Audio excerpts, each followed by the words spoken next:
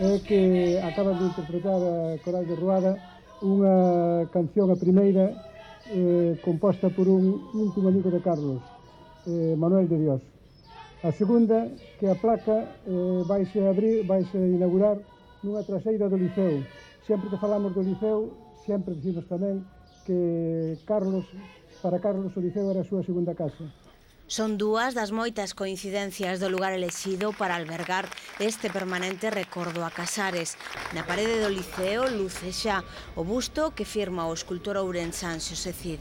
Estes días, de todos os homenaxes que lle están facendo, unha das cousas que máis me gustan é que a xente se me achega e non me di que fose un excelente escritor ou unha persona que fixese un traballo moi bo fronte das institucións ou que fose un editor formidable, que tamén, senón que me di a xente que o conoceu que era unha boa persoa que emanaba bonomía, que era unha persona cariñosa, cercana, e iso eu creo que é o homenaxe máis bonito que se lle pode facer.